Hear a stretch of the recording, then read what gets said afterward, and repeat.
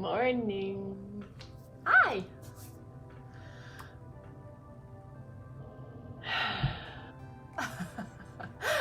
How are you? Oh my goodness, what a ride. I love hanging out with you. Love, love, love, love, love. It is my reason. It is my why. Good morning. You are my why. You are my sunshine. My only. Do you see that sky out there, my friend? Oh my gosh. First day of summer, I was just thinking, I'm like, look at that. Oh my gosh, we might get a suntan. You always have a suntan though. Oh my gosh, you always have this gorgeous glow about you. Love, love, love it. How are you? Good morning. Oh, I do that. I always do that. Sandpaper. They're not really, but they sure sound like it on here. Good morning. Hi, darling. Oh, I should actually text you. I got a funny email yesterday. Anyways, day 20. Oh, writing a book. This has been so I'm interluding. It just totally hit me. So my boys' letters are like, honest to God, I don't know that I want to be buried, but my boys' letters are to be part of that. That was life-changing for me. It was absolutely the most magical thing that could have happened. And you know, I'm reading again Think and Grow Rich, and that is one of the most magnificent books that's ever been written. And it's not about money. It's about fulfillment. And it's about, you know, the billionaire mindset, right? Set way back in the 1930s when the whole world was in distress. These millionaires, of course, at the time, because there was a lot less money flow, and it's just fascinating. I absolutely love mindset. It's such the thing. And they say, if you've ever read that book, that you should never read it just once, and that you should study it, and it should become like a Bible kind of in the mindset of money kind of thing. Not like to take away from the Bible, but you know, just that kind of a book that you reference and you know, take and implement into your life, you know, the things that make sense. So yes, loving that.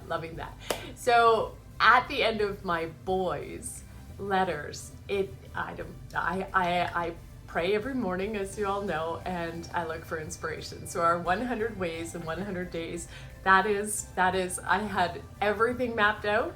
Everything. I have 100 topics that I was going to talk about. I had research. I spent days before we started 100 ways in 100 days. And then on day 4, I threw it in the garbage.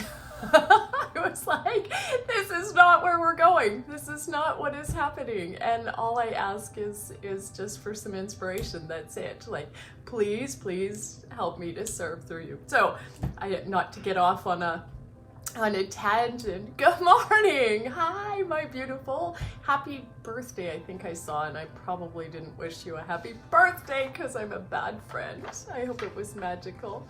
Oh, all right, day 20. So, interluding. This is not written in the book, but this I thought was really important at the end of my boys' letters.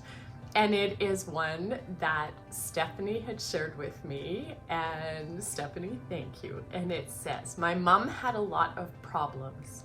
She did not sleep and she felt exhausted. She was irritable, grumpy, and bitter. She was always sick until one day suddenly she changed. The situation was the same, but she was different. One day, my dad said to her, I've been looking for a job for 3 months and I haven't found anything. I'm gonna have a few beers with friends. Mom replied, it's okay. My brother said to her, Mom, I'm doing poorly in all subjects at the university. Mom replied, okay, you will recover, and if you don't, well, you repeat the semester, but you pay the tuition. My sister said to her, Mom, I hit the car. Mom replied, okay, take it to the workshop, find how to pay, and while they fix it, get around by bus or subway. Her daughter-in-law said to her, Mother-in-law, I come to spend a few months with you. My mom replied, okay, settle in the living room couch or look for some blankets in the closet. All of us at Mom's house gathered, worried to see these reactions. We suspected that she had gone to the doctor and that she was prescribed some pills of I don't give a damn, about 1,000 milligrams. And I don't mean to laugh about that, right? I shared about having to go and cry and get a prescription and, sitting with it. But that's still pretty funny. Pills of I don't give a damn. About 1,000 milligrams. She would probably also be ingesting an overdose. We then proposed to do an intervention to my mother to remove her from any possible addiction she had towards the anti-tantrum medication. But what was not the surprise? When we all gathered around her and my mom explained, it took me a long time to realize that each person is responsible for their life. It took me years to discover that my anguish, my mortification, my depression, my courage, my insomnia, and my stress did not solve their problems, but aggravated mine. I am not responsible for the actions of others, but I am responsible for the reactions I express to that. Therefore, I came to the conclusion that my duty to myself is to remain calm and let each one solve what corresponds to them.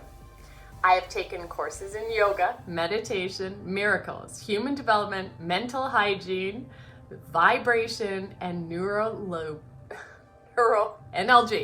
neuro-linguist. Well, this is fun. Neuro-linguistic programming, i.e. NLP. Remember? Is it nutrition or is it entertainment? Nutrition or entertainment? Love it. NLP, and in all of them I found a common denominator. Finally, they all lead to the same point. And it is that I can only interfere with myself. You have all the necessary resources to solve your own lives. I can only give you my advice if you ask me, and it depends on you to follow it or not. So from now on, I cease to be the receptacle of your responsibilities, the slack of your guilt, the laundress of your remorse, the advocate of your faults, the wall of your lamentations, the depository of your duties, who should solve your problems or spare a tire. Now, every time you fulfill your responsibilities. From now on, I declare all independent and self-sufficient adults. Everyone at Mom's house was speechless. From that day on, the family began to function better because everyone in the house knows exactly what it is they need to do.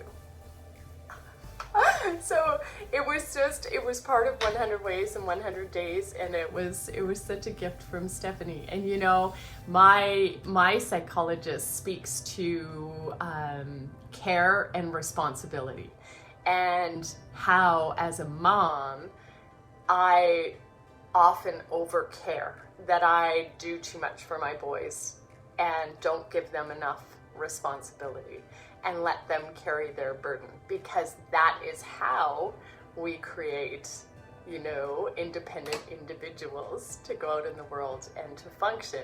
And I don't know why it is that raised in the times when we were maybe handed too much, well, I don't know that too much is a fair statement, but we were handed an immense amount of responsibility and chores and right? We walked and we whatevered and weren't driven everywhere and weren't catered to, and we really, good morning, how are you? I haven't seen you in a long time. We weren't given rides everywhere, and we weren't catered to, and we weren't, all of those things, and so yeah, I think we just take on so much of the crap. So for me, I know when I went into my darkness of guilt and shame and embarrassment and self-loathing And it was like, you know, right? I mean, of course I want that year back. I wish that I had, but I really learned that empathy. I really, really did. I learned to understand mental health a lot more because I've always been such a cheerful person and so grateful. And, you know, if somebody had told me, Sandy, bankruptcy is going to be the biggest gift that ever happened in your life, I think I probably would have punched them in the face really hard.